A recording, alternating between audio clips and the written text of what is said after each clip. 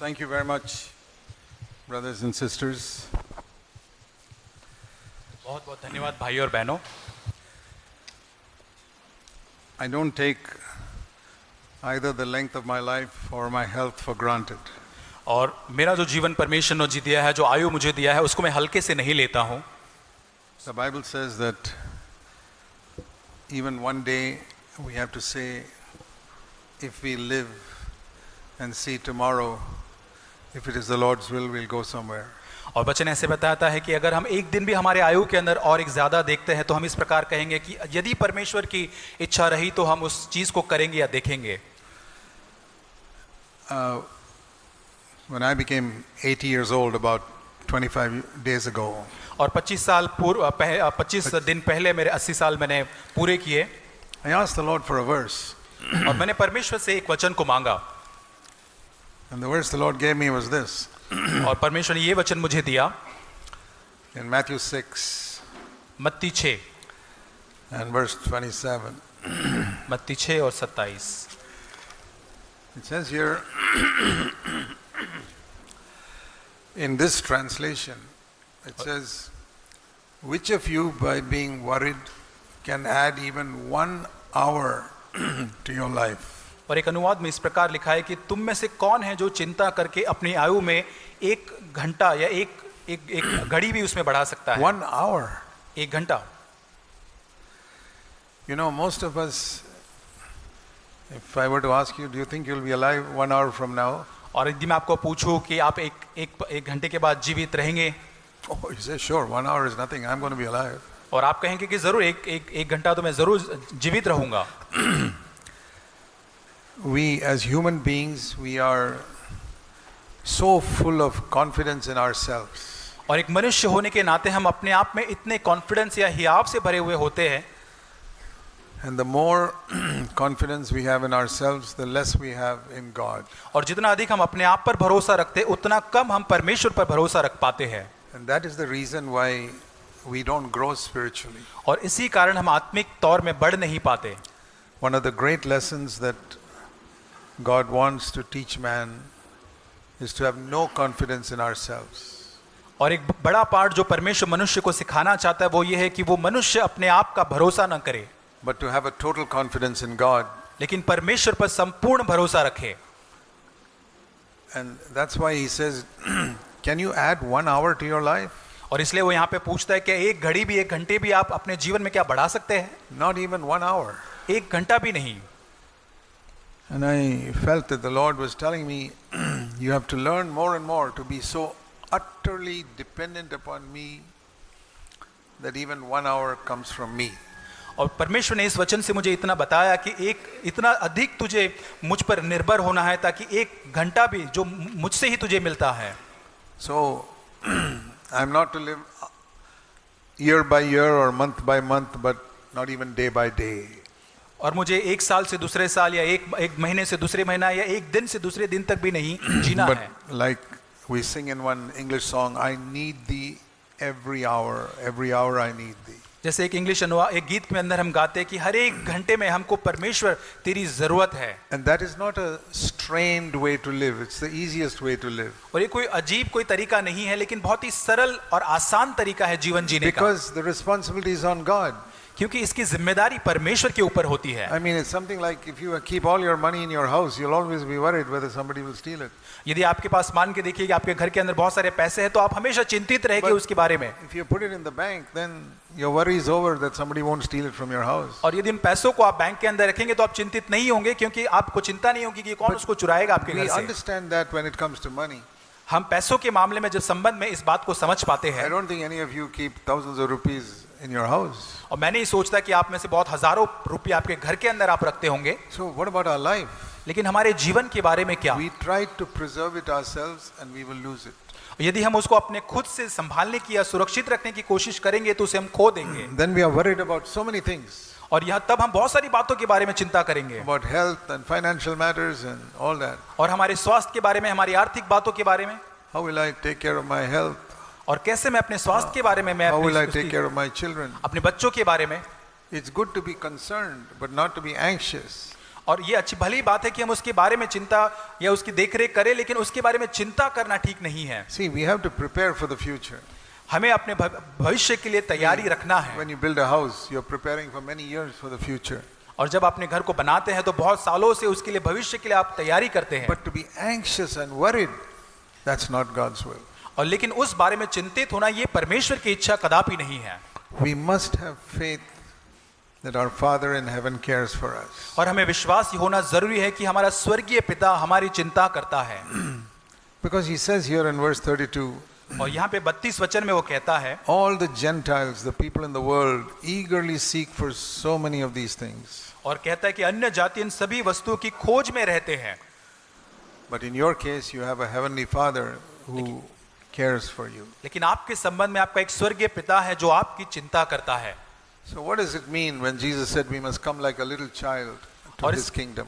और इसका मतलब क्या होता है जब यीशु मसीह ने इस प्रकार कहा कि उसके राज्य को बालकों के समान हमको ग्रहण करना है? A little child, one thing, is completely free from all anxiety about the future.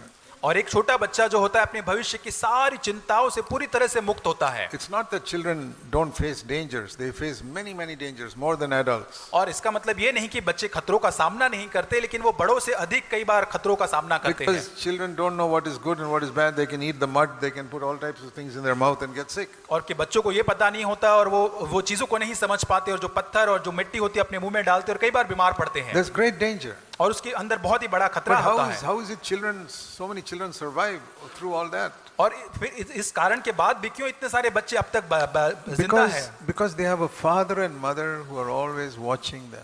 क्योंकि उनके एक माता पिता होते हैं जो हमेशा उनकी तरफ देखते रहते They हैं don't go into some dangerous place.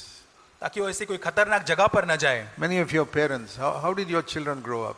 बहुत सारे माता पिता आप यहाँ पर हैं, आपके बच्चे कैसे बड़े हुए? Because you took care of them, protected them from danger. क्योंकि आपने उनकी देखरेख करी और उनको हर एक खतरों से आपने बचाया है। That is what it means to come to the father like a child. और इसी प्रकार एक बच्चे जो एक पिता के पास एक बच्चे के समान में आना, Believe that he will care for me more than my earthly parents. और इस प्रकार विश्वास करना कि मेरे जो पृथ्वी के जो माता पिता है उससे बढ़कर मेरा स्वर्गीय पिता मेरी चिंता करेगा। And it is in this context that he said in verse 33, so seek first his kingdom. और इसी वचन के संदर्भ में, इसी बातों के संदर्भ में 33 वचन को लिखा कि तुम पहले उसके राज्य की खोज करो, And his righteousness. उसकी धार्मिकता को Then खोजो, all these other things you need will be added to you. और ये सारी चीजें जो आपकी जरूरत है ये सब कुछ आपके लिए जोड़ दी जाएगी या दे दी जाएगी। So the whole passage there is about getting worried and anxious. और ये सारा जो पृष्ठभूमि इसकी वचन की है वो चिंता के बारे में है। See verse 25. 25 वचन को देखें। Don't be worried about your life, what you eat or what you drink. और अपने प्राण के लिए चिंता न करना कि हम क्या खाएंगे क्या पिएंगे। Verse 28, verse 27. 27 वचन। How can you add even 1 hour by worry? और चिंता करके आप अपनी आयु में एक घड़ी भी क्या बढ़ा सकते हैं? Verse 28. Why are you worried about clothing? और वहां पे लिखा है वस्त्र के लिए तुम क्यों चिंता करते हो? Verse 31. Why are you worried about what you shall eat, what you shall drink? 31 वचन में लिखे क्यों तुम चिंता करके कहते हो हम क्या खाएंगे क्या पिएंगे? He says the world is worried about so many things. और यहाँ पे कहते हैं कि संसार जो है बहुत सारी चीजों की चिंता करते रहता है। And then he says, उसके बाद वो कहता है if you want to worry about something, worry about the kingdom of God being first in your life. और उसके बाद वो कहता है यदि किसी बात की आप यदि चिंता करना चाहते तो अपने जीवन में सर्वप्रथम परमेश्वर के राज्य के बारे में चिंता करें। He's not saying that we should not think about anything. और ये नहीं कहता है कि किसी बारे में हमको सोचना नहीं है, But let your thought shift from those other things to be concerned that all the time the kingdom of God is uppermost in your life. और ये कहना चाहता है कि आपके सारे विचारों को हमेशा उन सारी चीजों से निकाल कर परमेश्वर के राज्य के ऊपर हमेशा हम लगाए रखें। So like the world is always worrying about how to make more money, और जैसे संसार हमेशा चिंतित रहता है कि कैसे मैं और अधिक पैसे कमाऊं, and how can I get a better job, और कैसे मुझे एक अच्छी जॉब मिलेगी, or how can I build a better house, कैसे एक अच्छा घर मैं बना पाऊंगा, how can I give a good education to my children. और कैसे अपने बच्चों को मैं अच्छा पढ़ाई में उनको दे पाऊंगा। None of these things are wrong. और ये सारी चीजों में से कोई भी गलत नहीं है। But if those things occupy your mind more than the kingdom of God, लेकिन यदि ये सारी चीजें परमेश्वर के राज्य से अधिक बढ़कर आपके मन को, आपके हृदय को पूरी तरह से ग्रसित कर लेती है, the Lord is saying, then you are like the people of the world. तो परमेश्वर ये कहता है कि फिर आप भी उस संसार के लोगों के समान ही ठहरे। And only on Sunday you put a little Christian whitewash on you and look spiritual.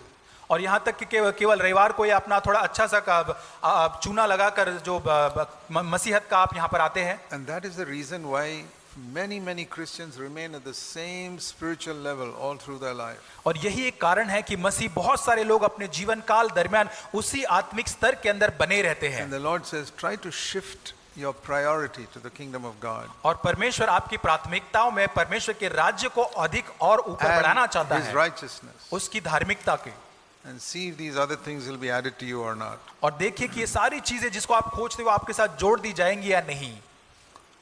This is a verse that I began to seek in my life soon after my baptism. और जब मेरा बपतिस्मा उसके बाद तुरंत ही मैंने इस वचन को खोजना आरंभ कर दिया। I was in a secular job those days in the Navy. और मैं नेवी के अंदर एक जॉब करता था उन दिनों में, So I was not a full-time worker. और मैं कोई पूर्णकालीन सेवा करने वाला नहीं And था, I had no plan to be a full-time worker. और मेरा कोई प्लान भी नहीं था, योजना भी नहीं थी कि मैं पूर्णकालीन Then सेवा के अंदर I आऊं। said, Lord, if you call me, I'll go, but otherwise I'll live here and work. और यदि परमेश्वर मुझे बुलाता है तो मैं जाऊंगा, लेकिन मैं यहीं पे काम करूंगा तब तक। Because I know that only 1 in 1,000 believers God calls to serve Him full-time. और मैं ये विश्वास करता हूं कि 1000 विश्वासियों के बीच में एक ही व्यक्ति को परमेश्वर पूर्णकालीन सेवा के लिए बुलाता है। Out of 1,000 believers, He'll call one. 1000 विश्वासियों के मध्य में से केवल एक व्यक्ति को परमेश्वर बुलाता है पूर्णकालीन सेवा के The लिए। other 999 must work in a secular job. और 999 जो बाकी के हैं उनको और जो संसारिक जो जॉब और कामकाज होते हैं उसके अंदर वो You काम करने देता cannot है। go into God's work because you feel like it. आप परमेश्वर के राज्य में इसलिए कार्य में नहीं जा सकते क्योंकि आपको ऐसा लगता है, आप सोचते हैं। Just like you cannot join the army saying, I want to join the army. और ठीक उसी प्रकार के जैसे आपको यदि लगता है कि मुझे आर्मी में ज्वाइन करना और आप तुरंत ज्वाइन हो जाए वहां पे, They have to select you. और उनके वहां पर आपको चुनाव उसका And करना होता God है। has to call you. परमेश्वर को आपको बुलाना होगा। You can't go to Kashmir and say, I want to fight. और आप कश्मीर में जाके ये नहीं बोल सकते कि मुझे यहाँ पे युद्ध को लड़ना है, They'll send you back. आपको वापस भेज देंगे। There are many people who have gone into full-time Christian work without God calling them. और बहुत सारे ऐसे मसीह हैं जो परमेश्वर के बुलाए बिना वो मसीह पूर्णकालिक सेवा के अंदर वो चले गए और मसीह परमेश्वर ने उनको नहीं बुलाया। I have seen so many Christian workers in India. बहुत सारे भारत के अंदर ऐसे मसीह जो है मिशनरी या कार्य करने वाले लोग हैं, More than 90% of them never were called by God. और उसमें से 90% से ज्यादा जो लोग हैं उनमें से लोग परमेश्वर ने उनको नहीं बुलाया है। How do I know that? और ये मुझे कैसे पता? Because they're always asking people for money. क्योंकि वो हमेशा लोगों से पैसे मांगते रहते हैं। See, if you work for one company, यदि आप एक कंपनी के लिए यदि काम करते हैं, you will expect your salary from that company, not from somebody else. तो जिस कंपनी के लिए आप काम करते हैं उसी से आप अपनी आवक की अपेक्षा करेंगे, किसी और कंपनी से नहीं। How can you work for a company and the company does not pay you a salary? और ये कैसे हो सकता है उस कंपनी के लिए आप काम करें और वो आपको सैलरी ना दे? If you go and ask them for salary and you're not working for that company, they say, we can't give you any salary. और यदि आप उनसे सैलरी मांगे और आप उनके लिए काम नहीं करते तो वो मना कर देंगे कि हम आपको So सैलरी नहीं why दे is सकते। it God does not provide the need of so many Christian workers that they have to go begging from other people? और क्यों ऐसे बहुत सारे मसीह जो कार्य करता होते हैं जो उनकी जरूरतें पूरी नहीं होती और वहां लोगों से उनको मांगना पड़ता है? Is God more unfaithful than the company that pays your salary? और क्या परमेश्वर उन कंपनी से बढ़कर जो क्या अविश्वासिक है जो आपको वो न दे? No, because God never called them. और ऐसा नहीं क्योंकि परमेश्वर ने उनको बुलाया ही नहीं है।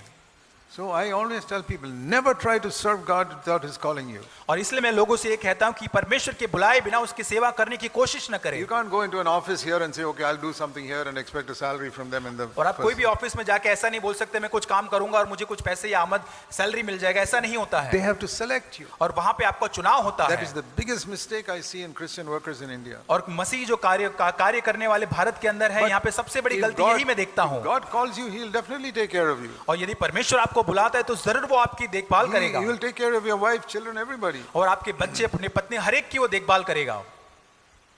But even if you're not in full-time Christian work, लेकिन यहाँ तक कि आप पूर्णकालीन सेवा में यदि न if भी you हो seek His kingdom and His righteousness first, और फिर सर्वप्रथम उसके राज्य और उसके धार्मिकता को यदि आप So- खोजते हैं, for many years I did not understand what it meant to बहुत सालों तक परमेश्वर के राज्य को सर्वप्रथम खोजना, इसको मैं नहीं समझ I पाया। thought seeking God's kingdom first means going to preach in the open air and going somewhere and preaching the gospel. और परमेश्वर के राज्य को खोजना इसका मतलब ये नहीं समझना कि अलग अलग सभाओं में सेवकाई करना, और- प्रचार करना सभाओं में, Or giving money for missionary work. और मिशनरी कार्य के लिए पैसे देना। Because always I thought seeking God's kingdom means working for Him. और मैंने यही हमेशा सोचा कि परमेश्वर के राज्य को खोजना मतलब उसके राज्य के लिए कुछ न कुछ काम करते रहना। But where did I get that idea from? और इस विचार को मैंने कहां से My मेरा आया? own interpretation of what it meant to seek God's kingdom. और ये मेरा खुद का जो है ये यहाँ पर अनुवाद था जो परमेश्वर के राज्य को खोजने के बारे में। But I'll tell you a very simple principle of understanding the word of God. और परमेश्वर के वचन को समझने का बहुत ही सरल सिद्धांत मैं आपको बताना चाहता हूँ। Always compare scripture with scripture. और हमेशा एक वचन को दूसरे वचन के साथ आप उसकी तुलना So, करें। if you compare one verse with another verse, then you will understand the truth. यदि आप एक वचन को दूसरे वचन के साथ आप तुलना करेंगे तभी आप सत्य को जान पाएंगे। So I began to study the scripture. What is the kingdom of God? और मैं प्रभु के वचन को मैं अध्ययन करने लगा कि परमेश्वर का राज्य है क्या। And I was surprised when I saw the answer. और मैं बहुत ही आश्चर्यचकित हो गया जब मैंने इसके उत्तर को देखा। In Romans 14 verse 17. Romeo 14:17। The kingdom of God is not eating and drinking, परमेश्वर का राज्य खाना पीना नहीं है, but righteousness and peace and joy in the Holy Spirit. परंतु धर्म और मेल मिलाप और वह आनंद है जो पवित्र आत्मा से होता है। So the kingdom of God is not serving God. परमेश्वर का राज्य उसकी सेवकाई करना नहीं है, It's not preaching the gospel. और ये सुसमाचार प्रचार करने के It संबंधित is not नहीं है, missionary work. और ये कोई मिशनरी वर्क नहीं है, It's not running your local church. और ये कोई कलीसिया को चलाने के बारे में नहीं है। The kingdom of God is not working for Him first of all. और परमेश्वर के राज्य को खोजना उसके प्राथमिकता उसके कार्य को करना नहीं है। It's not like some countries in the olden days used to occupy other countries and expand their kingdom. और पुराने समय में होता था कि किसी राज्य को किसी देश को ले लेते थे, जीत लेते थे और उस पर कब्जा कर लेते थे। Like England used to occupy India और जैसे इंग्लैंड भारत देश के ऊपर उसने कब्जा कर लिया, and Kenya, और फिर दूसरा Kenya and Australia, Kenya, Australia, Canada, Canada, Sri Lanka. Sri Lanka. All this became part of the British kingdom और ये सारे जो देश है कब्जा करने के बाद वो ब्रिटिश साम्राज्य because के एक भाग हो they गया, sent their soldiers and occupied. और उन्होंने अपने सैनिकों को भेजकर उस पर कब्जा कर Like लिया। that they expanded their kingdom all over the world. और इन सारे जो कब्जा किया हुआ उन सारे संसार के ऊपर अपने राज्य को उन्होंने स्थापित कर दिया। That is not how we seek the kingdom of God. और इस प्रकार हम परमेश्वर के राज्य को नहीं खोज It's सकते। not going here and preaching the gospel, planting a church and going there and planting a church there. और परमेश्वर के राज्य को खोजना कहीं पर जाकर सुसमाचार करना, कलीसिया की स्थापना यहाँ करना वहां करना, वो नहीं No, है। the kingdom of God is character first of all. परमेश्वर का राज्य सबसे प्रथम चरित्र है, It's not outside of me. और ये बाहरी तौर पे नहीं है। Once Jesus told his group of people, the kingdom of God is within you. एक बार यीशु मसीह ने शिष्यों से कहा कि परमेश्वर का राज्य आपके भीतर Not है, outside. The kingdom of God is inside you. आपके बाहर नहीं, लेकिन परमेश्वर का राज्य आपके भीतर है। So what is it? वो क्या है? Righteousness, peace and joy through the Holy Spirit in my heart. वो धार्मिकता, मेल मिलाप और वो आनंद है जो पवित्र आत्मा से मेरे जो भीतर है। So this may change your whole understanding of what seeking the kingdom of God first means. और ये आपकी सारी समझ को बदल सकता है कि परमेश्वर के राज्य को खोजने के बारे में। And so allow God to change your way of thinking. और परमेश्वर को अनुमति दे कि आपका जो सोचने का तरीका है वो बदल सके। So I understood seeking God's kingdom first means this. और मैंने इस बात को समझ लिया कि परमेश्वर के राज्य को खोजना इसका मतलब ये है कि Not to occupy places in the earth for God, for His church. और उसकी कलीसिया संसार के ऊपर चीजों के ऊपर कब्जा करना वो संबंध में नहीं है, But to occupy areas of my life where there is no righteousness. और लेकिन मेरे जीवन के भीतर उन सारे क्षेत्रों के अंदर कब्जा करना या उस चीजों को ले लेना जहां धार्मिकता नहीं है, To occupy areas which are unrighteous and make it righteous. और मेरे जीवन के भीतर जो सारे जो अधर्म से भरी जो चीजें, उन सारी चीजों के ऊपर कब्जा करना। Not by my power, it says by the Holy Spirit. और यहाँ लिखा मेरे खुद के सामर्थ्य से नहीं, लेकिन यहाँ लिखा है पवित्र आत्मा की And सामर्थ्य से। Peace, that's the second thing mentioned here. और दूसरी बात यहाँ पे शांति के बारे में लिखा Any है। area in my life or in relationship with others where there's no peace, और ऐसे हर एक क्षेत्र जहाँ औरों के प्रति I और must- भाइयों संबंधित जहाँ शांति नहीं है, expand the kingdom of God within me और मेरे भीतर परमेश्वर के राज्य को और बढ़ाते हुए by the Holy Spirit पवित्र आत्मा के till द्वारा, it's completely full of peace. और ये संपूर्ण तरीके से एक क्षेत्र मेरा भीतर का शांति से भरा हुआ And है, then joy.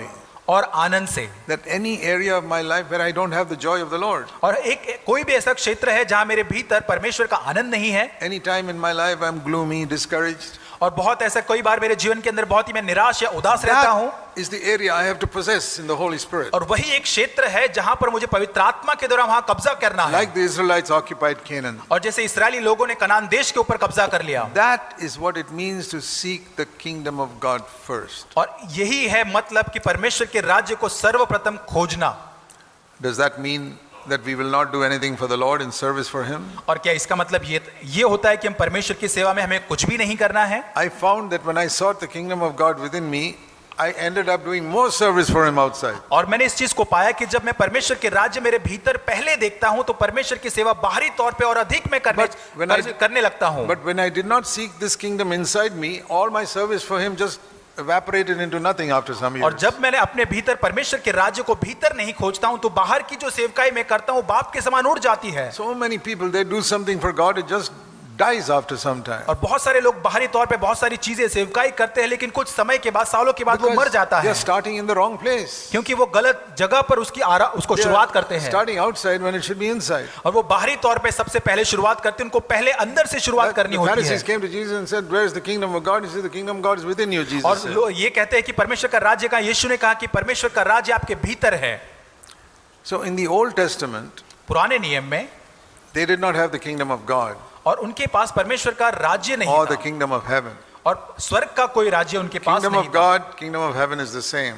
और परमेश्वर का राज्य या स्वर्ग का राज्य एक समान ही है। You know, many places in the Gospel of Matthew where it says kingdom of heaven, in all the other Gospels it is called kingdom of God. और मत्ती के सुसमाचार के अंदर स्वर्ग का राज्य इस प्रकार लिखा है और बाकी के सुसमाचार में परमेश्वर के राज्य ऐसा उसको संबोधन किया गया So है। comparing scripture with scripture, we see kingdom of heaven is kingdom of God. और जब हम वचन से वचन की तुलना करते हैं तो स्वर्ग का राज्य और परमेश्वर का राज्य एक समान है।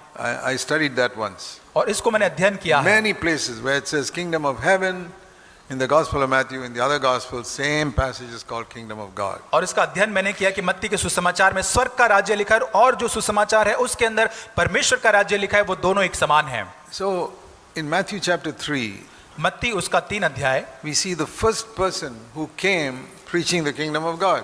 पहला मनुष्य जो परमेश्वर के राज्य के बारे में जिसने प्रचार किया, In Matthew chapter 3, that's John the Baptist, मत्ती उसका 3रा अध्याय जिसमें यूहन्ना बपतिस्मा करने वाले के बारे में लिखा है। and he came preaching, "Repent, for the kingdom of heaven is at hand." और वो कहता है कि मन फिराओ क्योंकि स्वर्ग का राज्य निकट है। Now, if you read in Mark 1 verse 15, मरकुस 1:50 में यदि हम पढ़े 15, John the Baptist said, "The time is fulfilled, the kingdom of God is at hand." और वहां पर कहता है समय पूरा हुआ, परमेश्वर का राज्य निकट आ गया है। So kingdom of heaven and kingdom of God are the same. स्वर्ग का राज्य और परमेश्वर का राज्य एक ही है। Has it come? और क्या वो आ गया है? John the Baptist said, "No, it's coming." और यूहन्ना बपतिस्मा कहता है कि वो आ रहा है, आने वाला है। So then after some time, and we read in Matthew chapter 4 that Herod locked up John the Baptist. और उसके मत्ती 4 अध्याय के अंदर जब हेरोदस जो है यूहन्ना बपतिस्मा को बंदी गृह में डाल देता है, And when Jesus heard that, जब यीशु मसीह ने इस बारे में सुना, you see for example Matthew 4 verse 12, मत्ती 4 उसका 12 वचन, Jesus heard that John the Baptist was taken into custody. जब यीशु ने सुना कि यूहन्ना बंदी बना लिया गया है, So what did he do? उसने क्या किया? He carried on that ministry, verse 17. He began to preach, "Repent, the kingdom of heaven is at hand." और उसके बाद यीशु मसीह ने उस सेवकाई को ले लिया और मन फिरा और परमेश्वर का राज्य निकट, वो प्रचार वो करने यीशु मसीह करने लगा। They were all, this is the message John the Baptist and Jesus preached. और वही संदेश जो यूहन्ना बपतिस्मा करने वाला यीशु मसीह ने प्रचार किया, It's coming.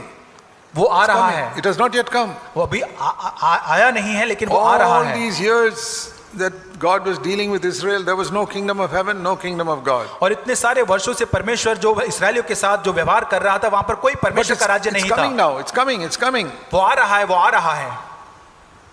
And it finally came on the day of Pentecost. और वो अंत में आया पेंतिकोस के दिन।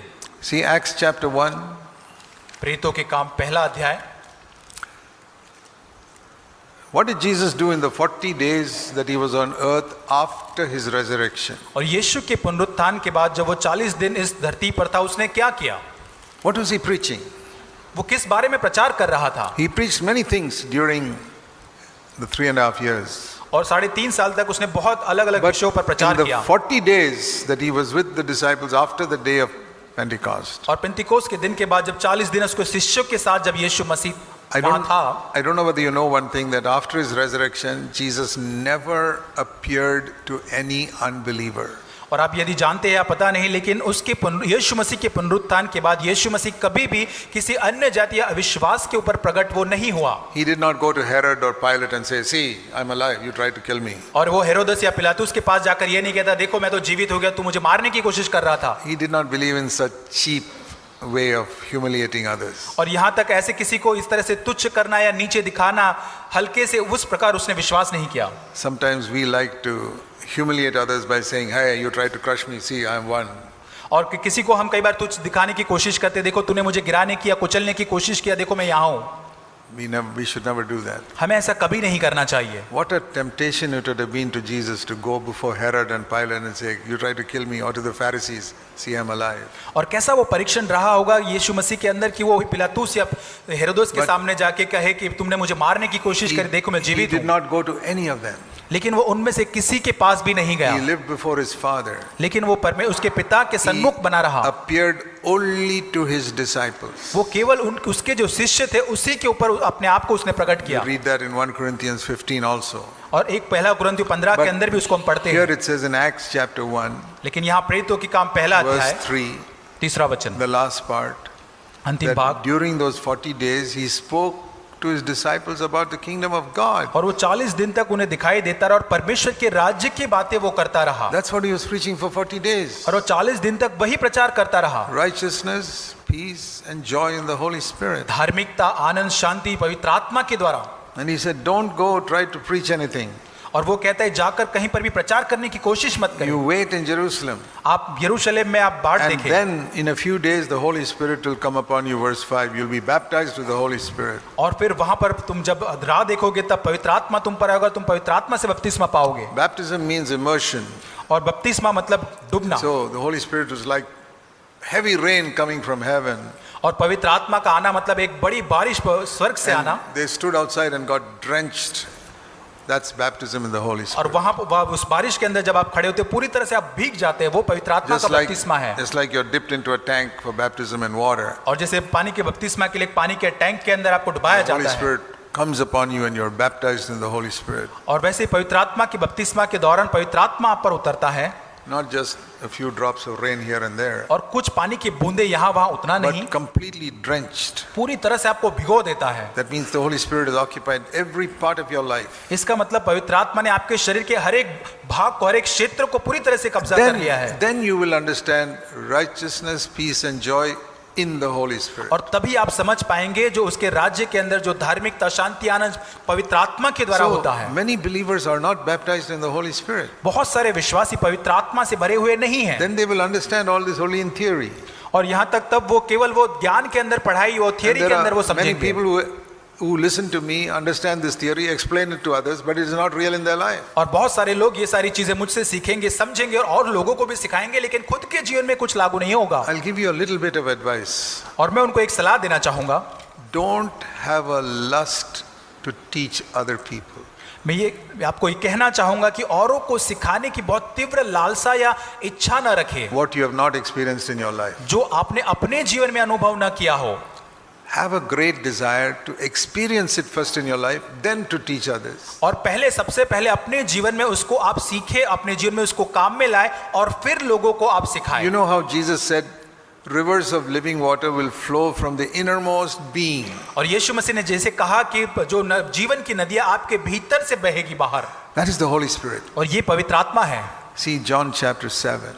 यूहन्ना 7 अध्याय John chapter 7 and verse 38. यूहन्ना 7 उसका 38 वचन। He who believes in me, from his innermost being, rivers of living water will flow. और जो मुझ पर विश्वास करता है उसके हृदय में से जीवन के जल की नदियां बह निकलेंगी। And this, verse 39, he was speaking about the Holy Spirit who those who believed in him would receive. और 39 वचन में कहता है कि उसने वचन पवित्र आत्मा के विषय में कहा जिसे उस पर विश्वास करने वाले So, पाने पर थे। the Holy Spirit is pictured here as flowing from inside to outside like rivers. और पवित्र आत्मा यहाँ पर चित्रित किया गया है कि वो हमारे भीतर से एक नदी के समान बाहर निकल के और लोगों तक पहुंचता है। From whom? और कौन? From 2 or 3 outstanding servants of God? No. और केवल जो विशेष जो खास परमेश्वर के जन या दास हैं No. उनसे ही केवल Verse नहीं। 38, from anyone who believes in me. और 38 वचन में लिखा है जो कोई भी मुझ पर विश्वास करता है। Do you believe in Jesus Christ? और क्या आप यीशु Have you मसीह पर received विश्वास him into करते your हैं? heart? और क्या अपने हृदय में उसको ग्रहण करते हैं? Then from your innermost being, if God fills you with the Holy Spirit, rivers of living water will flow to bless many people. और तब यदि आप विश्वास करते हैं और वो परमेश्वर का जो पवित्र आत्मा आप पर उतरेगा और तब भीतर से वो बहकर And और लोगों को आशीषित Then it करेगा। says in verse 39, the Holy Spirit was not given because Jesus was not glorified. और वहां पे लिखा है कि पवित्र आत्मा तब तक न उतरा था क्योंकि यीशु अब तक अपनी महिमा को न पहुंचा था। And then you may say, what do you mean Holy Spirit was not given? और यहाँ पर इसका मतलब 39 में क्या होता है कि अब तक पवित्र आत्मा न आया था। In the Old Testament, the Holy Spirit came on Gideon, और पुराने नियम के गिदियन जो है came on उसके ऊपर पवित्र आत्मा आया। Samson, समसून के ऊपर, Moses, मूसा के ऊपर, David. दाऊद के ऊपर। What is the meaning Holy Spirit was not given? और यहाँ पे क्या लिखा है कि जब पवित्र आत्मा अब तक न उतरा था। Wasn't the Holy Spirit given in the Old Testament? और क्या पवित्र आत्मा पुराने नियम में नहीं था? Even the people who built the tabernacle, God says, I put my Holy Spirit on them. और यहाँ तक कि जो वाचा का संदूक जो तंबू लोगों ने बनाया था परमेश्वर कहता है कि मैं उनको पवित्र आत्मा दूंगा। There was one big difference. लेकिन एक बहुत ही बड़ा वहां The अंतर Holy जो था Spirit was upon them. और पवित्र आत्मा उनके ऊपर था। It flowed like rivers, but from upon them. लेकिन उनके ऊपर था और वहां से वो बहता था। Moses blessed 20 lakhs of people in the wilderness. और मरुभूमि के अंदर हम देखते हैं कि मूसा ने 20 लाख अधिक लोगों को वहां पर वो आशीष For दी 40 years. 40 साल तक। But it did not come from within. लेकिन वो सब कुछ भीतर से नहीं था। Samson, with the Holy Spirit upon him, delivered Israel from the Philistines. और समसून जो था पवित्र आत्मा उसके ऊपर था और कई फिलिस्तीनियों से उसने छुटकारा उनको It was दिया। not from within. लेकिन वो भीतर से नहीं था। Inside Samson was adultery and all types of things. और समसून के अंदर बहुत सारे ऐसे पाप या व्यभिचार ऐसी बातें उसके भीतर थी। Even David, यहाँ तक कि Dawood, the Holy Spirit is upon him. पवित्र आत्मा उसके ऊपर था। He could kill Goliath. वो गोलियत को मार सका। But because the Holy Spirit was not within him, और क्योंकि पवित्र आत्मा उसके भीतर नहीं था इसलिए he fell before Bathsheba. बातशीबा के सामने वो गिर गया। Who is stronger, Goliath or Bathsheba? What और do you यहाँ पर think? कौन बहुत ही मजबूत या ताकतवर है, गोलियत है या बत्शीबा है? You will all say Goliath is stronger. और आप सभी ये कहेंगे कि गोलियत बहुत ही ताकतवर है। Bathsheba was stronger. लेकिन मैं कहूंगा बत्शीबा है उससे ताकतवर। She could knock down David, Goliath could not. और गोलियत ने उसको मार नहीं गिराया दाऊद को, लेकिन एक Because बत्शीबा the ने उसको Holy मार Spirit गिराया was upon. क्योंकि पवित्र आत्मा उसके ऊपर था। And the Holy Spirit can be upon people and they'll be thoroughly defeated by sin. और पवित्र आत्मा लोगों के ऊपर हो सकता है और फिर भी वो लोग पाप से पूरी तरह से पराजित जीवन जी सकते How is हैं। it so many preachers today are living in sin, collecting money, but still God is using them? और ये कैसे हो सकता है? बहुत सारे प्रचार पैसों का लोभ करते हैं, बहुत सारे पाप में, लेकिन फिर भी परमेश्वर उनका इस्तेमाल See, करता है। there was a time in the Old Testament, पुराने नियम में एक समय था, it's in the book of Numbers और गिनती and chapter 21. गिनती उसका 21 अध्याय, It's a very interesting passage. बहुत ही अलग, ये बहुत ही पसंदीदा एक वचन है। Numbers chapter 20. गिनती उसका 21 अध्याय। You know, when they cried for water. जब उन्होंने पानी के लिए वहां पर पुकारा। Now, in Exodus 17, 40 years earlier also they cried for water. और निर्गमन 17 में 40 साल पहले भी वो पानी के लिए वहां पर वो कुड़कुड़ाए। Then God told Moses, hit the rock, water will come. और तब परमेश्वर ने मूसा से कहा कि उस चट्टान को मार और पानी बह निकलेगा। Now, after 40 years in the wilderness, again they are thirsty for water. और 40 साल उस मरुभूमि के बाद वापस यहाँ पर लोग बहुत ही प्यासे होते हैं। This time, इस समय God told Moses in Exodus 20 verse 8. और यहाँ पर यीशु Sorry, Numbers परमेश्वर 20 verse 8. वहाँ पे गिनती 20 अध्याय 8 वचन में परमेश्वर मूसा से इस This प्रकार कहता time, है, when you stand before the rock, इस समय जब तू उस चट्टान के सामने खड़ा होगा, verse 8, don't hit the rock, but speak to the rock. और वहाँ पे कहता है उस चट्टान को तू मारना मत, केवल चट्टान से बात You- करना या बोलना। Take your rod, अपनी तू लाठी को लेना, but don't hit the rock, लेकिन तू चट्टान पर मत मारना, but speak to the rock, चट्टान से बातें करना and water will flow. और वहां से पानी बह निकलेगा। Why is that? और क्यों ऐसा? First time he told him to hit the rock, पहली बार परमेश्वर ने उसको चट्टान को मारने को कहा, because that smitten rock is a picture of Jesus Christ crucified.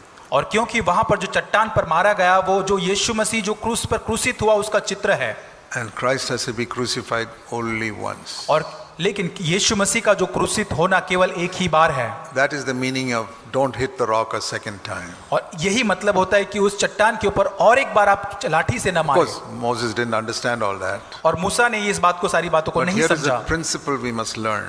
और इसी सिद्धांत को हमको सीखना है। Even when you don't understand, obey God. और यहाँ तक कि आप नहीं समझ पाते फिर भी प्रभु की आज्ञा का पालन करें। When we try to understand and obey God, we are going to run into problems. और जब हम पहले चीजों को समझ कर फिर आज्ञा पालन करने की कोशिश करते तो कुछ भी नहीं बन पाएगा। When God sent Adam and Eve to the Garden of Eden, जब परमेश्वर ने आदम और हवा को आदन की बटिका में भेजा, He said, "Don't eat from the knowledge of good and tree of knowledge of good and evil." और वहां पर उनको कहा गया कि जो भले और बुरे का जो ज्ञान का जो वृक्ष है उससे कभी न खाना, No reason given. और कोई कारण दिया नहीं था। Today we know the reason आज हम उस कारण को because जानते God हैं has given us the Holy Spirit. क्योंकि पवित्र आत्मा ने इसको हमारे पर But प्रकट किया God है। did not give Adam any reason. लेकिन आदम और हवा को उसका कोई कारण या वजह नहीं दी गई It थी, is Adam, you don't need to know the reason. I have told you, that is enough. और वहां पर कहा गया कि तुझे कारण या वजह जानने की कोई जरूरत नहीं, मैंने कहा है उतना काफी है। Supposing you tell your children, don't do this thing. यदि आप अपने बच्चों को कहते हैं कि इस प्रकार ये मत करो, Don't put some metal into the electric plug point. और वो इलेक्ट्रिक प्लग पॉइंट के अंदर कुछ मेटल की या धातु की चीज मत डाले। If they say, Dad, you explain to me electricity, why you cannot put that? और यदि आपका बच्चा कहे कि डैडी मुझे इसको समझाए कि क्यों मैं उसको मैं न डालूं, उसको मुझे समझाए। If you have to explain all the things you tell your children, you will never finish. और यदि आप सारी चीजें उनको समझाने की कोशिश करेंगे कभी आप समझा नहीं पाएंगे। How do we teach our little children? हम अपने बच्चों को कैसे समझाते हैं? My son, you don't need to know the reason. Just that daddy has told you this, don't do it. That's all. मेरे बेटे तुझे सारे कारणों को जानने की जरूरत नहीं है, तेरे पिता ने तुझको कह दिया है उतना काफी है। So Moses, you don't need to know the reason why you should not hit the rock. और मूसा तुझे ये कारण जानने की जरूरत नहीं कि क्यों तुझे उस चट्टान God पर has मारने की said, जरूरत speak to नहीं। the rock. परमेश्वर ने कह दिया कि उस चट्टान से बात कर, Without questioning, obey. और बिना कोई प्रश्न के आज्ञा का पालन करना है।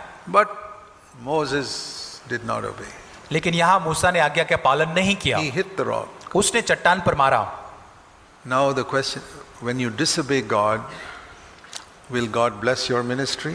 और प्रश्न अभी ये उठता है, जब आप प्रभु की आज्ञा का पालन नहीं करते हैं तो परमेश्वर क्या आपकी सेवकाई को आशीषित करेगा? Human wisdom will say no, God will not bless your ministry if you disobey God. और मानवीय समझ तो ये कहेगा कि आपने आज्ञा का पालन नहीं किया तो परमेश्वर आपकी सेवा को आशीषित नहीं करेगा। God says if one man disobeys, why should these 20 lakh of people die of thirst of water? और परमेश्वर कहेगा कि यदि एक व्यक्ति मेरा आज्ञा पालन नहीं करता तो 20 लाख क्यों प्यास से मरे? So even though he obeys, I'll let the water come for the sake of these 20 lakh और people. यहाँ तक कि तो आज्ञा पालन नहीं किया है, फिर भी मैं यहाँ से पानी निकालूंगा ताकि 20 लाख लोग So आशीषित we हो learn सके। one very important lesson there, बहुत ही मुख्य पाठ यहाँ पर हम सीखते हैं that even if you disobey God, God can bless your ministry. और यहाँ तक कि आप प्रभु की आज्ञा का पालन नहीं करेंगे फिर भी परमेश्वर आपकी सेवकाई को आशीषित कर सकता है। Look at all these women on Christian television who disobey God's word, saying, which says women, God's word says women should not teach. और देखें कि आज टेलीविजन के मसीह टेलीविजन के ऊपर जैसे ये स्त्रियां प्रचार करती, जब प्रभु वचन कहता है कि स्त्रियां प्रचार न करें। Very clear in 1 Timothy 2, a woman should not teach men. पहला तिमोथी 2 अध्याय के बहुत ही साफ रीति से लिखा गया है कि जो स्त्री है वो प्रचार न But करे। there are so many of these American Christian women preachers on television और टेलीविजन के अंदर हम देखते हैं बहुत सारे अमेरिकन जो स्त्रियां प्रचार करती हैं preaching to 20,000 people. और बहुत 20,000 लोग ऐसे लोग हैं। Is God blessing their ministry? और क्या परमेश्वर ऐसे लोगों को आशीषित करता है? Yes. ऐसी सेवकाई को वो जरूर आशीषित करता है। Like he blessed Moses here, even though Moses disobeyed. और यहाँ तक कि मूसा ने आज्ञा का पालन नहीं किया लेकिन फिर भी वहां पर वो आशीषित हुआ वो But does सेवकाई। that mean God ignores that disobedience? और इसका मतलब क्या ये होता है कि वो अनाज्ञा पालन जो किया परमेश्वर उसको No. नजरअंदाज करता है? You cannot disobey even one command of God without suffering the consequence one day. आप एक भी दिन परमेश्वर की आज्ञा का उल्लंघन करके उसके जो कारण जो होते हैं या उसकी जो शिक्षाएं को उसको आप न करें, ऐसा नहीं हो सकता। It says here Moses went and hit the rock और वहां पर मूसा ने जाकर वहां पर चट्टान को मार दिया। in verse 11. वचन 11 Twice. 2 बार उसने मारा And the water came. और पानी बह निकला। And you'd have thought, see, God has blessed my ministry. और वहां पर उसने सोचा होगा देखो परमेश्वर ने मेरी 20 सेवकाई को आशीषित किया। lakh people are getting water. 20 lakh लोगों को पानी मिल रहा है। But the Lord said, Moses, लेकिन परमेश्वर ने मूसा से I gave the कहा water. मैंने तुझे पानी इसलिए दिया है, but I'm going to punish you now. लेकिन मैं तुझे जरूर इसके लिए दंड दूंगा। And what is the punishment he gave Moses? और उसकी सजा उसको परमेश्वर ने क्या दिया? The most severe punishment that Moses could get. और मूसा को सबसे सख्त दंड या सजा जो उसको मिल सकती थी वो उसको दिया If he गया। had given him leprosy or paralysis, that would not have been a big उसको punishment. पैरालिसिस है या कोई कोढ़ का रोग उसको मिल जाता फिर भी ठीक था। 40 years Moses was waiting for one thing. और 40 साल तक एक ही चीज के लिए वो राह देखता था मूसा। I want to lead these people into Canaan, the promised land. और मैं इन सारे लोगों को कनान देश के अंदर अगुवाई करके ले जाना And he चाहता says, हूँ। now we have come to the border of the promised land. और वहां तो वो जो बादशाह का देश है उसके आसपास के And आ गए हैं वो। Moses was waiting for the day when he could lead the people into the promised और land. मूसा जब बराही देख रहे हैं कि कब वो उन लोगों को अगुवाई करके उस बादशाह के देश में प्रवेश कराए। God said, Moses, Musa, here is your punishment. यहाँ तेरी जो You शिक्षा है, will not enter the promised land. तू कनान देश जो बादशाह का देश है उसमें प्रवेश करने न पाएगा। Verse 12. 12 वचन। Moses was shattered. और मूसा पूरी तरह से वहां बिखर गया। Oh, he pleaded, Lord, please. और उसने विनती किया, प्रभु दया कर। God said, no. परमेश्वर ने कहा नहीं। Why does God punish a person with such a severe punishment for a small disobedience? और एक छोटे से आज्ञा पालन जो उसने नहीं किया उसके लिए इतनी सख्त सजा क्यों परमेश्वर ने उसको दी? To whom more is given, more is required. और जिसको और ज्यादा दिया गया उससे और भी अधिक अपेक्षा किया जाता है। The other children of Israel, और जो इस्राएली जो थे, God gave them 10 chances.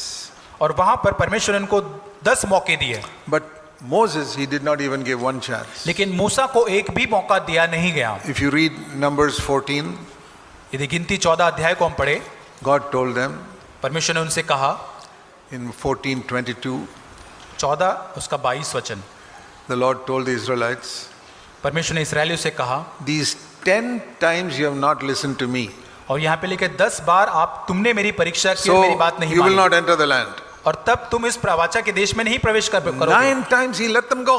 और 9 बार तक उसने जाने दिया। The 10th time when he disobeyed, said, sorry, you cannot enter the land. और 10वीं बार जब उन्होंने आज्ञा का पालन नहीं किया तब उसने कहा, माफ करना, अभी तुम वहां पे So प्रवेश he नहीं कर gave सकते। them 9 chances. 9 मौके उनको दिए गए इस्राएलियों को, But Moses, not even one chance. और मूसा को एक मौका भी नहीं दिया गया। Once he failed, he said, you cannot enter the land. एक बार वो असफल हुआ तो वाचा के देश में प्रवेश नहीं कर There's a सकता। principle we must learn here. और यहाँ पर एक सिद्धांत को हम सीखते हैं, The closer we get to God, और जितना अधिक हम नजदीक The परमेश्वर more के we जाते know हैं, God, परमेश्वर को और जितना अधिक but हम the more जानते हैं, severe will be the punishment if you disobey. और इतना ही अधिक जब हम आज्ञा का पालन नहीं करते तब उतनी ही सख्त वो He शिक्षा या may दंड होगा। bless your ministry and the water may flow. और परमेश्वर जरूर आपको आशीष देगा और वहां पर आपकी सेवकाई को आशीष करेगा, पानी बह निकलेगा, Because he loves the people. क्योंकि वो लोगों से प्रेम करता है। Why did God allow the water to flow here? और क्यों परमेश्वर ने यहाँ पर पानी बहने Because दिया? he loved the people. क्योंकि वो लोगों से प्रेम करता है। Why does he bless the ministry of these preachers who are only after money? और क्यों परमेश्वर ये जो प्रचारक आज के केवल पैसों के पीछे मांग Who take money रखते हैं, from- क्यों उनकी सेवकाई आशीष होती है? Who take money from poor people to buy expensive houses and cars and aeroplanes? और बहुत ही गरीब लोगों से पैसा वो लेते हैं और फिर अपने लिए बड़े बड़े घर और एरोप्लेन और बड़ी बड़ी ऐसी चीजें वो खरीदते हैं। Why did he give water here? और क्यों वो वहां पर पानी देगा? Because he loved the people. क्योंकि वो लोगों से प्रेम Why करता does he है। bless the ministry of these preachers? और क्यों वो ऐसे प्रचारक की वो आशीष, Men and सेवकाई women को who आशीष disobey देगा, God. जो परमेश्वर की आज्ञा का उल्लंघन करते हैं, Men and women. और स्त्री या पुरुष, Because he loves the people. क्योंकि वो लोगों से प्रेम He करता है। loves those 30,000 people sitting and listening. और 30,000 लोग जो वहां सुन रहे हैं बैठ के, उनसे वो प्रेम करता है। What about the preachers? और यहाँ पे प्रचारकों के बारे में What क्या? did God do to Moses? और परमेश्वर ने मूसा के साथ क्या किया? He punished him finally. और वहां पर सच में उसको वो जो दंड था वो मिला। And what about these preachers who are doing all these things? और इन प्रचारकों के बारे में क्या, जो ये सारी चीजें आज करते हैं? Turn to Matthew 7. मत्ती 7, We read here, verse 22. यहाँ पर 22 वचन, मत्ती 7 अध्याय 22 वचन में हम पढ़ते हैं। Many of these preachers whom you see on television, और बहुत सारे जो टेलीविजन के ऊपर बड़े टीवी प्रचारक जो आते हैं, one day, एक दिन कहेंगे, verse 20, Matthew 7:22, मत्ती 7:22, they will stand before the Lord परमेश्वर के सामने खड़े होंगे and Lord, we preached fantastic things in your name. और वो कहेंगे, प्रभु हमने बहुत ही अद्भुत बातें तेरे नाम से प्रचार किया We है, cast out demons in television. और टीवी के माध्यम से हमने बहुत सारे And we दुष्ट did आत्मा को निकाला है, miracles in public crusades and on television. और ऐसे जाहिर सभा और क्रूसेड के अंदर टेलीविजन के हमने बहुत सारे ऐसे चमत्कारों को किया है। I will say to them, और मैं उनसे कहूंगा, get away from me. और तुम यहाँ से दूर हो जाओ, I don't know you. मैं तुमको नहीं जानता, Go to hell. और तुम नरक में जाओ।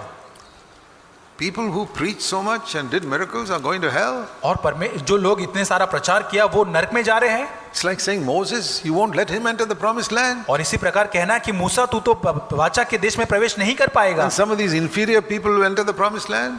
और आप तुमसे जो छोटा है जो वो व्यक्ति वाचा के देश में जाएगा। You cannot play the fool with God. परमेश्वर के साथ आप मूर्खता नहीं कर सकते। It's a very serious thing to get close to God. परमेश्वर के नजदीक जाना ये बहुत ही गंभीर बात है। I've often told people in CFC Bangalore, मैं खासकर अक्सर CFC बैंगलोर में लोगों से कहता हूँ, I said, if you come to CFC church, यदि आप CFC कलीसिया में आते हैं, where you hear the most truths of the Bible than any church in India, और जहाँ पर भारत के किसी भी कलीसिया से बढ़कर आप सत्य को सुनते हैं, you're tremendously blessed. तो आप बहुत ही अद्भुत रीति से आप But आशीषित if लोग you हैं। don't obey, लेकिन यदि आप उसका पालन नहीं करते हैं, your punishment will be greater than any believer in any other denomination. तब आपका जो दंड है किसी भी संप्रदाय या किसी भी और बाहर की कलीसिया के लोगों से बढ़कर In होगा। Bangalore, I have told people, और बैंगलोर में लोगों से मैं इस प्रकार if कहता you हूँ, don't plan to obey what you hear here, और जो आप यहाँ पर सुनते हैं और उसका अगर आप पालन नहीं करने वाले हैं, तो in your interest, I would say, leave this church and go to some other church, तो आपकी भलाई के लिए मैं कहता हूँ कि इस कलीसिया को छोड़कर किसी और कलीसिया where में you चले don't जाएं। hear so many things. और वहां पर बहुत सारी ऐसी चीजें आप नहीं सुनेंगे। That is like saying, इस प्रकार कहना है, first standard examinations are much easier than 10th standard examinations. पहले एक जो कक्षा की जो परीक्षा होती है वो 10वीं कक्षा की जो परीक्षा से बहुत ही आसान होती है। If you have no interest in 10th standard subjects, better go and sit in a first standard school. और यदि आप 10वीं कक्षा के जो विषय है उसके अंदर आपकी कोई रुचि नहीं है, तो आपके लिए भला यह है कि पहली कक्षा के विषय को उस कक्षा में जाकर If बैठे। you sit in a 10th standard church, God will examine you by a 10th standard examination. लेकिन यदि आप 10वीं कक्षा के जो स्तर है उस कक्षा में आप बैठते हैं उस कलीसिया के अंदर, तो परमेश्वर उसी प्रकार आपकी परीक्षा करेगा। Don't say, oh, I'm hearing wonderful truths here which I don't hear anywhere else. और आप ये न कहें कि यहाँ तो बहुत अद्भुत सत्यों को मैं सीख रहा हूँ, सुन रहा हूँ, जहाँ और कहीं नहीं प्रचार किए जाते हैं। Remember, you'll be examined by a much higher standard by God. तो ये याद रखें कि परमेश्वर द्वारा आप बहुत ही ऊंचे स्तर के ऊपर आपका न्याय So if you होगा। have no interest in listening to that, better to go and sit in a first standard church and और यदि आपकी कोई Stay there. इच्छा नहीं है इन सारे वचनों को पालन करने या सुनने की, तो ये आपके लिए भला होगा कि पहली कक्षा में चले I जाएं। was just showing you how when the Holy Spirit is upon people, millions can be blessed like Moses. और जैसे मैं आपको बता रहा था, पवित्र आत्मा लोगों के ऊपर था और मूसा के द्वारा But जैसे now- लाखों लोग आशीषित हुए। But now the Holy Spirit is going to come from within. लेकिन अब पवित्र आत्मा है जो आपके भीतर से बाहर आता है। Like, you know, if I were to pour water on this bottle of water here, और ये एक बॉटल है पानी का, I उसके pour ऊपर अगर water. मैं बाहर से पानी को डालता हूँ, डेलता no हूँ, water goes inside because there's a lid here. इसका ढक्कन है, इसके ऊपर लगा हुआ है, तो पानी इसके But it will भीतर नहीं flow out जाएगा। and many people can drink from that water. और पानी ऊपर से बहकर और लोगों को और लोगों के पास The जाएगा। inside of this water bottle could be filthy. और हो सकता है इस बॉटल के अंदर जो पानी है वो बहुत ही गंदा होगा, But the clean water flows outside and blesses people. लेकिन जो शुद्ध पानी ऊपर से बहता है और लोगों को आशीष देता है। That's how Samson was. Inside of his heart was filthy. और इसी प्रकार समसोन भी था, अंदर से भीतर से उसका हृदय बहुत ही गंदा था। And many Old Testament people, inside the heart was filthy. और अब पुराने नियम में बहुत सारे ऐसे नबी थे जहां भीतर से उनका जीवन The गंदा Holy था, Spirit came upon them and many people were blessed. लेकिन पवित्र आत्मा उनके ऊपर उतरा, उनके द्वारा But- बहुत सारे लोग आशीषित हुए। In the day of Pentecost, लेकिन पेंतिकोस्त के दिन the lid was taken off. और उसका ढक्कन जो था वो निकाल दिया गया। You know, that's the meaning of the veil was rent in the temple. और इसका मतलब यही होता है कि जब मंदिर के अंदर वो पर्दा ऊपर से नीचे तक फट गया, Man is body, soul and spirit. और मनुष्य के अंदर जैसे शरीर प्राण आत्मा होता That है, is like the Old Testament tabernacle, outer court, holy place, most holy place. और जैसे वाचा का तंबू पुराने नियम में था, बाहरी आंगन, पवित्र स्थान और महापवित्र स्थान, And the most holy place was blocked off by the veil, और महापवित्र स्थान था वो एक पर्दे के द्वारा वहां पर वो रोक दिया गया था। showing that God cannot enter man's spirit. और ये दर्शाते हुए कि परमेश्वर मनुष्य के हृदय But उसकी आत्मा में प्रवेश नहीं कर When सकता the था। veil was rent when Jesus died, लेकिन यीशु मसीह जब मरा तब वो पर्दा जो पूरी तरह से फट God गया, was saying, now I can enter your spirit. और तब परमेश्वर कहता है कि अब मैं तेरे आत्मा के अंदर प्रवेश कर सकता हूँ। Now the Holy Spirit can come in. अब पवित्र आत्मा अब भीतर जा सकता है। Now the Holy Spirit doesn't only have to be upon. अब केवल पवित्र आत्मा को ऊपर ही And आना नहीं will होता है, go inside and clean up your inside और वो पवित्र आत्मा भीतर जाके भीतर से सब कुछ and साफ कर bring देगा, righteousness, peace and joy inside. और वो मेरे भीतर धार्मिकता, शांति और आनंद मेरे भीतर And देगा। from the innermost being, this will flow like a river to many people. और तब वो मेरे भीतर से एक नदी के समान बहकर और लोगों को आशीषित करेगा। That is new covenant ministry. और ये नए जो नियम है उसकी सेवकाई है। So you can distinguish between old covenant ministry and new covenant ministry like this. और पुराना नियम और नया नियम और दोनों की सेवकाई को इस प्रकार आप अंतर Old कर सकते हैं covenant दोनों में। ministry is where your inner life is not changed. और पुराने नियम के अंदर तुम्हारा भीतरी जीवन नहीं बदलता है। You have great power to preach wonderful things to other people. और लेकिन और लोगों के लिए प्रचार करने के लिए बहुत अद्भुत सामर्थ है। More than 90% of Christian preachers preach like this. और बहुत 90% से ज्यादा मसीह प्रचार इस प्रकार प्रचार करते हैं। They can never say to people, follow me as I follow Christ. और वो लोगों को कभी इस प्रकार नहीं कह पाते कि मेरा अनुसरण करो जैसे कि मैं यीशु मसीह का अनुसरण करता हूँ। You know, Paul said in 1 Corinthians 11 पहला कुरिन्थियों 11 अध्याय में पौलुस ने इस प्रकार कहा, and verse 1, वचन 1, follow me as I follow Christ. वो कहता है कि मेरी सी चाल चलो जैसे मैं मसीह की चाल चलता हूँ। He said the same thing in Philippians फिलिपियों में भी इस प्रकार वो कहता है। in chapter 3 फिलिपियों 3 अध्याय and verse 17. उसका 17 वचन, Follow my example. वो कहता है कि मेरी सी चाल चलो, मेरा And अनुसरण others करो। also who are a good example, follow their example. और जो और भी अच्छे उदाहरण है उनका अनुसरण आप करें। Have you ever heard a preacher say, follow me as I follow Christ? कभी आपने ऐसे प्रचारक को कभी सुना है कि मेरा अनुसरण करो जैसे मैं परमेश्वर का अनुसरण They say, करता no, हूँ? no, no, don't follow me. वो कहते कि मेरा अनुसरण, प्रचार कहते हैं मेरा अनुसरण मत करो, Don't follow my example of how I treat my wife. और मेरा जो उदाहरण है कैसे मैं अपनी पत्नी के साथ व्यवहार करता हूँ वो उदाहरण को आप अनुसरण न करें। If you come home, they say, you may hear me shout at my wife. यदि आप मेरे घर पर आएंगे तो मेरी पत्नी पर चिल्लाते हुए मुझे पाएंगे। Don't follow me. मेरा अनुसरण मत करें। My children are wayward. Don't follow me. और मेरे बच्चे जो सारे भटक गए हैं मेरा अनुसरण न करें, They are not following the Lord. वो परमेश्वर के पीछे नहीं चल So रहे। don't follow my example. Look at Jesus. मेरा अनुसरण मत करें, केवल यीशु मसीह की ओर देखें। And you say, oh, what a holy man. He tells you not to look at him, but only look at Jesus. और आप सोचेंगे कितना पवित्र व्यक्ति जो कहता है मेरी तरफ मत देखो लेकिन यीशु मसीह की ओर केवल देखो। That is old covenant. ये है पुराना नियम। Don't look at me, look at Jesus. मेरी तरफ मत देखो, केवल यीशु मसीह की ओर ही In the देखो। new covenant, लेकिन नए नियम में it is not, don't look at me. और ऐसा नहीं कि मेरी तरफ मत देखो। Paul says, follow me. पौलुस कहता है मेरा अनुसरण करो। Nobody in the Old Testament could say that. पुराने नियम में कोई भी व्यक्ति इस प्रकार नहीं Not कह even पाया। John the Baptist or Isaiah or anybody. और यशायाह यूहन्ना बपतिस्मा करने वाला कोई भी नबी नहीं। This is new covenant ministry. और यही नए नियम की सेवकाई है। Follow me. मेरे पीछे चलो। You can examine my life. तुम मेरे जीवन को जांच सकते हो। Come and live in my home and 24 hours a day see how I talk to my wife. और दिन के 24 घंटे मेरे घर में आए और देखे मैं मेरी पत्नी से कैसे बात करता हूँ। Come and examine my financial matters, see if there's any slightest unrighteousness in any of my money matters. और मेरे आर्थिक जो मेरी चीजें हैं पैसों के मामले में मुझे आकर जांचे और देखे कि क्या कोई अधार्मिकता पैसों के मामले में है या नहीं। Come and see the emails I write, see if there's one falsehood in anything I write. और एक भी मैं जो ईमेल पढ़ता हूँ या भेजता हूँ उसके अंदर देखे क्या कोई गलत बात है या नहीं उसमें। Come and see how I work in my office. Ask my bosses if my work is upright and righteous or not. आकर देखे मेरे ऑफिस के अंदर दफ्तर में कैसे काम करता हूँ, मेरे बॉस से पूछे कि दफ्तर में कैसे मैं काम करता हूँ। New covenant ministry is not just getting up in the church and preaching some wonderful message. और नए नियम में खड़े होकर कुछ बड़े अद्भुत प्रचारकों को प्रचार करना, प्रचार ऐसा नहीं has है। to be from the innermost being. लेकिन ये हमारे भीतर से होना जरूरी है। That is seeking the kingdom of God और first. यही परमेश्वर के राज्य को Where सर्वप्रथम खोजना है। righteousness, peace and joy in the inner being first. और सबसे पहले भीतर धार्मिकता, शांति और आनंद। How many people are doing that? और कितने लोग ऐसा कर रहे I see हैं। young 25-year-old people who are very eager to preach, और मैं देखता हूँ कि 25 साल का नव युवक होता है, वो बहुत ही who are इच्छा उसमें होती है प्रचार defeated करने by की, filthy thoughts, लेकिन वो एक गंदे विचारों के साथ जीता है watching pornography in their private, और अपने गुप्त जीवन में अश्लील बातें देखता but they है, are preaching.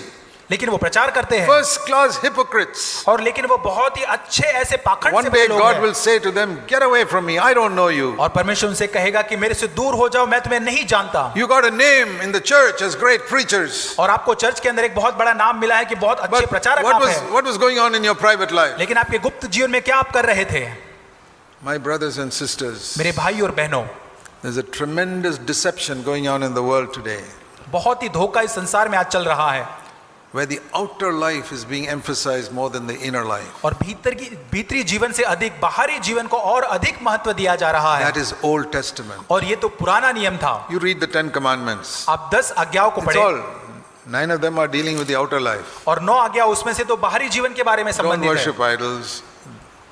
don't commit adultery, आप व्यभिचार न करें, don't steal, चोरी न करना, honor your father and mother. माता पिता का आदर करना। There are so many non-Christians who do that. और अन्य अन्य जाति या अविश्वासी बहुत सारे इस आज्ञा को पालते There are हैं। many non-Christians I know.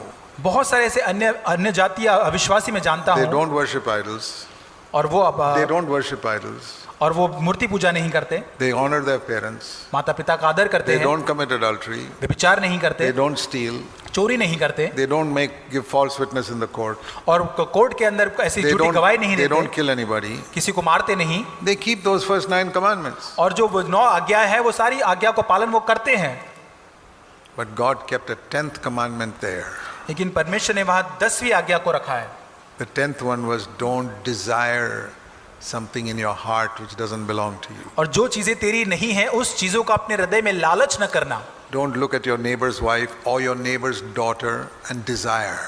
और अपने पड़ोसी की पत्नी या उसकी बेटी को देखकर उसकी लालसा मत करना। Why did God put that 10th commandment और there? परमेश्वर ने 10वीं आज्ञा को वहां क्यों रखा? To test people. ताकि वो लोगों को परखे। How many people will take that inner life seriously? और कितने लोग इन सारी चीजों को अपने भीतरी जीवन को गंभीरता से लेंगे? Those people I will lead into the new covenant. और उन्हीं लोगों को मैं नए नियम के अंदर अगुवाई करके ले चलूंगा। Those who are only interested in their outer testimony will only keep the 9 commandments. और जो अपनी बाहरी जो गवाही है उसके बारे में रुचि रखते हैं वो 9 आज्ञा का पालन ही केवल कर पाएंगे। Have you noticed that? क्या आपने इस पर ध्यान दिया है? You turn to Exodus chapter 20. निर्गमन उसका 20 अध्याय, The 10 commandments are listed here. यहाँ पर 10 आज्ञा लिखी गई है। Right from verse 2 onwards और 2 वचन से आगे up to verse 17. 17 वचन तक, Here are all the 10 commandments. और यहाँ पर सारी 10 आज्ञा लिखी I गई am है। the Lord your God. मैं तेरा परमेश्वर You shall यहोवा have हूँ, no other gods but me. और तुझे मुझे छोड़ो और दूसरे ईश्वर को न मानना। Don't make any idol. अपने लिए कोई मूर्ति खोद कर न बनाना। And don't take the name of the Lord in vain. Verse 7. और 7 वचन में लिखा है अपने परमेश्वर का नाम व्यर्थ न लेना। And the fourth one, keep the Sabbath day holy. Verse 8. और 8 वचन में चौथी आज्ञा लिखा है विश्राम दिन को पवित्र मानना। And then the fifth one, honor your father and mother. Verse 12. और 12 वचन में 5वीं आज्ञा लिखी है कि माता पिता का आदर करना। And 6, 7, 8, 9. और 6, 7, 8 In verse 13 onwards. 13 वचन से आगे, Don't murder, don't commit adultery, don't steal, don't bear false तो witness. खून न करना, व्यभिचार न करना, चोरी न करना, किसी के विरुद्ध झूठी साक्षी न देना। It is not don't tell lies. और यहाँ पर झूठ न बोलना ऐसा नहीं लिखा। That there's no commandment like that in the Old Testament. और पुराने नियम में ऐसी कोई आज्ञा नहीं थी, That is New Testament. वो नए नियम में है। There it says in the court don't bear a false witness. और वहाँ पे लिखा है कि कोर्ट के अंदर आप झूठी गवाही न दें, Because that was Old Testament standard. क्योंकि पुराने But नियम का स्तर था। Those are the 9 commandments. ये 9 आज्ञाएं हैं। So many people could keep it. बहुत सारे लोग इसकी इन आज्ञाओं का पालन कर The पाते थे। 10th one, लेकिन 10वीं आज्ञा, don't desire your neighbor's wife or anything that belongs to your neighbor. और यहाँ लिखा है किसी के घर का लालच न करना और किसी की स्त्री का लालच न करना। See, every woman who walks down the road is either your neighbor's wife or your neighbor's daughter. और हर एक स्त्री जो आपके आसपास से गुजरती है वो आपके पड़ोसी की पत्नी And या उसकी बेटी होगी। If you look at her and lust after her, यदि आप उनको देखते और उनकी लालसा या वासना से आप लालसा करते हैं, you're not disobeying the 9 commandments, you're disobeying the 10th one. आप 9 आज्ञाओं का आप उल्लंघन नहीं करें, लेकिन 10वीं आज्ञा का पालन नहीं कर रहे। And that is the commandment with which Paul struggled in Romans 7. यही आज्ञा का पालन करने में पौलुस ने संघर्ष किया। रोमियो 7 अध्याय, In Romans 7, Paul says, Romeo 7 में पौलुस कहता है I could keep all the commandments. मैं सारी आज्ञा को पालन कर पाया। Romans 7. Romeo 7, But when it came to the 10th commandment, Romans 7 verse 7, और रोमियो 7 उसके साथ में जब 10वीं आज्ञा का पालन करने की that you बात आई, should not desire something in your heart, आपके हृदय के अंदर किसी चीज की लालच नहीं करना है। I found verse 8, Romans 7, 8, all types of lust in my heart. और तब मैंने 8 वचन में पाया कि सब प्रकार की जो वासनाएं मेरे भीतर मैंने पाई। This is Paul, ये पौलुस कह रहा है, who conscience was clear from childhood in 9 commandments. और 9 वचन की आज्ञा के संबंध में बचपन से उसका जो विवेक पूरी तरह से शुद्ध था। He says, I found lusting, verse 8, of every kind inside my heart. और वहां पे कहते हैं 8 वचन के अंदर हर प्रकार के पाप का अवसर पाकर हर प्रकार की I वासनाएं उसके भीतर थी। Lusted after people's wives, I lusted after people's daughters. और वहां पर लोगों की जो पत्नी है या उनकी बेटी है उनकी मैंने लालसा किया। And he says, verse 24, what a wretched man I am, how will I be delivered from this? और वहां पे 24 वचन में कहता है कि मैं कैसा अभागा मनुष्य, मुझे इस मृत्यु के देह से कौन छुड़ाएगा। But he says finally in Romans 8, verse 2, लेकिन वो रोमियो 8 वचन 2 में कहता है, the Holy Spirit came and set me free. और पवित्र आत्मा आया और मुझे पूरी तरह से उसने आजाद कर दिया। What verse 3, what the 10 commandments could not do, the Holy Spirit did. और वचन 3 में कहता है कि जो 10 आज्ञा व्यवस्था से न कर सकी वो पवित्र आत्मा ने कर दिया। That is the kingdom of God. और ये परमेश्वर का राज्य है, Righteousness, peace and joy in the Holy Spirit, not under the law. धार्मिकता, शांति और आनंद पवित्र आत्मा में, व्यवस्था में नहीं। Are you seeking the kingdom of God? और क्या आप परमेश्वर के राज्य को खोज रहे हैं? That is the only thing that will matter when Christ comes again. और जब यीशु मसीह आएगा, इसी बात से हम जांचे जाएंगे। Let's pray. आइए प्रार्थना करें। Heavenly Father, स्वर्गीय पिता, it's so easy to hear these things and forget them within 24 hours. प्रभु कितना आसान है कि इन बातों को सुनना और 24 घंटे में ही उसको भूल जाना। Lord Jesus, have mercy on us. यीशु मसीह हम पर आप दया करें। Remind us of the things that are important for eternity. प्रभु अनंत काल के लिए जो बातें महत्वपूर्ण है उन बातों को हमें स्मरण कराएं। And you have sent your Holy Spirit to help us live this life. प्रभु आपके पवित्र आत्मा को भेजकर इस जीवन में जीवन को जीने में This हमारी is मदद not a करें। message of condemnation but a message of hope. प्रभु ये कोई दंड का वचन नहीं लेकिन आशा का वचन है। Thank you. धन्यवाद। Help us to seek this and to get it. प्रभु इसको खोज कर इसको पाने के लिए हमारी You मदद told करें। us to seek the kingdom of God with all our hearts और आपने कहा पूरे अपने हृदय से परमेश्वर के राज्य को खोजने के and to लिए seek it first. और उसको सबसे सर्वप्रथम Help खोजने us के each लिए one. हमारी सबकी We मदद करें। pray in Jesus' name. प्रार्थना यीशु के नाम से मांगते हैं, Amen. आमीन।